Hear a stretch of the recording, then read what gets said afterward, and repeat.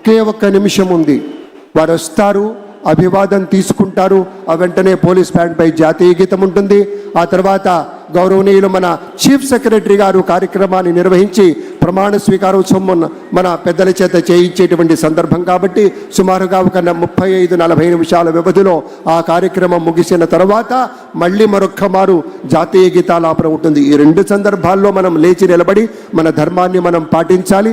ఆ తర్వాత ఒక గ్రూప్ ఫోటో కోసం ఇటు ఎడం వైపు వస్తారు. దాంతో అనుకున్నటువంటి కార్యక్రమంలో ముఖ్యమైనటువంటి పాయింట్ పూర్తవుతుందని మనవి చేస్తూ మరొక 30 సెకండ్ల వ్యవధిలోనే వేదికకి విచ్చేయబోతూ ఉన్నారు మన ప్రియతమ నేత. మనం ఎప్పుడూ కూడాను ప్రత్యేకమైనటువంటి ఒక ఆధ్యాత్మికమైనటువంటి రీతిలో కొలిచేటువంటి పెద్దలు శ్రీ నరేంద్ర మోదీ గారు విచ్చేయబోతూ ఉన్నారు. అలాగే రాజకీయాల్లో మరి ఒక్కొక్క మెట్టు ఎదుగుతూ తండ్రి వారసత్వాన్ని పుణికి పుచ్చుకుని దేశ రాజకీయాల్లో తనకంటూ ఒక పేజీని లిఖించుకున్నారు దగ్గుపాటి పురంధరేశ్వరి గారు.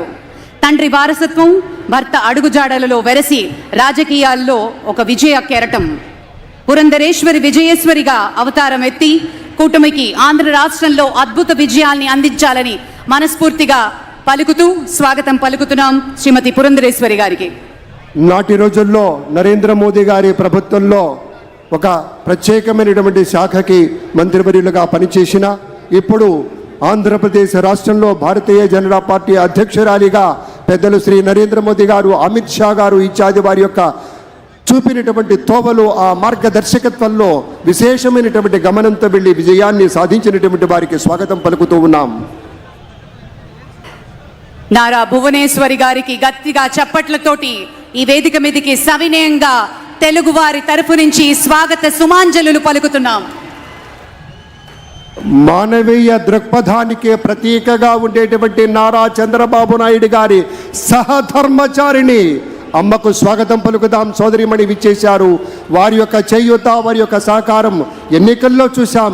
నాటి రోజున అన్యాయంగా అక్రమంగా ఇబ్బందులు పెట్టిన రోజున ఆ తల్లి రాష్ట్రమంతా తిరిగి అందరి యొక్క శక్తిని నింపి అందరికీ కావలసినటువంటి ఉత్సాహాన్ని ఇచ్చింది. తమ కుటుంబ సభ్యులంతా కూడాను, మన లోకేష్ బాబు గారు, బ్రాహ్మణి గారు అందరూ కూడాను అద్భుతంగా పరిశ్రమించారు.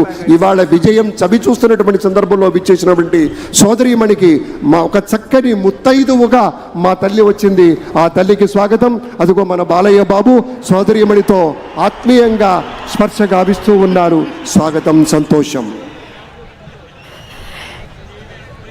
ఇది ఆత్మీయ ప్రమాణ స్వీకార మహోత్సవంగా ప్రతి ఒక్కళ్ళం పరిగణిస్తున్నాం. పార్టీలకి అన్నిటికీ అతీతంగా పడిన కష్టానికి ప్రతిఫలంగా ఈ రోజు కోసం ప్రతి ఒక్కళ్ళు వేచి చూశారు. కొన్ని లక్షల గుండెలు వేగంగా కొట్టుకుంటున్న తరుణం, కొన్ని కోట్ల మంది ప్రత్యక్షంగా పరోక్షంగా వీక్షిస్తున్న క్షణం. మరికొద్ది క్షణాల్లో ఈ వేదిక మీదకి ప్రధానమంత్రి వేంచేయనున్నారు. అలాగే గవర్నర్ శ్రీ అబ్దుల్ నజీర్ గారు మరియు నారా చంద్రబాబు నాయుడు గారు మరి ఒక్క 2 క్షణాల్లో ఈ వేదిక మీదకి రానున్నారు. ఆ క్షణం కోసం వేచి చూద్దాం. 11:27 అని చెప్పిన విధంగానే ప్రమాణ స్వీకార మహోత్సవానికి సర్వం సిద్ధంగా ఉన్న క్షణం. పయనం మొదలు పెట్టినప్పుడు అవరోధాలుంటాయి, అడ్డంకులు ఉంటాయి, అధిగమించి ముందుకు వెళ్ళాలి. We request all the police band people to kindly get ready, sir.